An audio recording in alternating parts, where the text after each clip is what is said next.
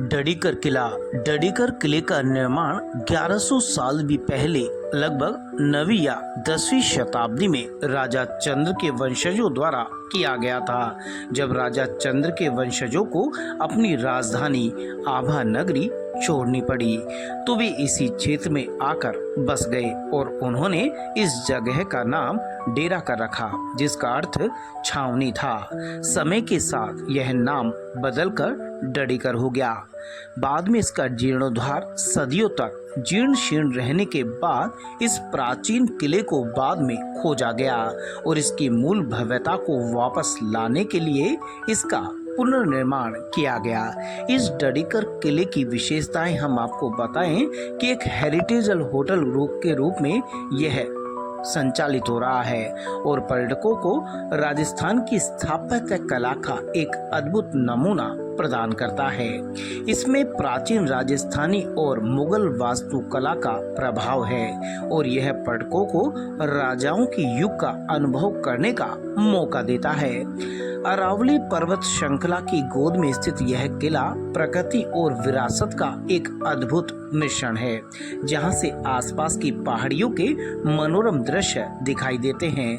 तो आइए और इस ऐतिहासिक मनोरम किले को देखें और आनंद लें, क्योंकि यह किला अब हेरिटेज होटल के रूप में विकसित है। यह किला लगभग 9वीं शताब्दी में चंद राजवंश के एक आवासीय शिविर के रूप में अस्तित्व में आया, जब उन्होंने अपनी राजधानी आभानेरी में बाढ़ के कारण अपना सब कुछ खो दिया था।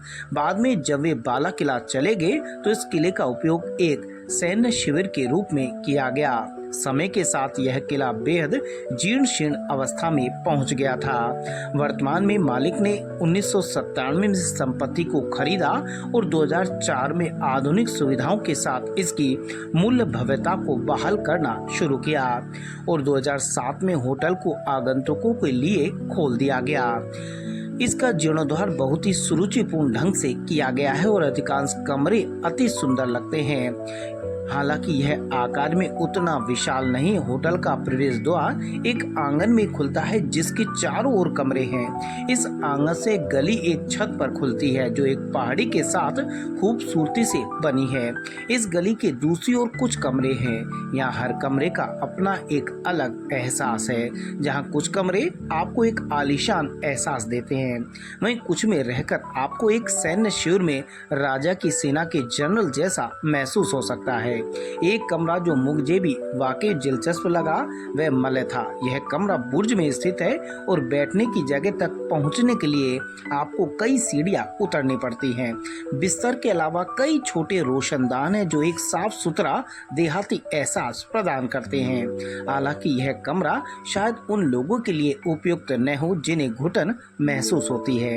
होटल के कर्मचारियों ने शाम को हमारे लिए एक सांस्कृतिक कार्यक्रम का आयोजन किया जिसमें लोक संगीत और नृत्य की प्रस्तुतियां दी गई। तो आइए और इस ऐतिहासिक मनोरम किले को देखें और आनंद लें, क्योंकि यह किला अब हेरिटेज होटल के रूप में विकसित है।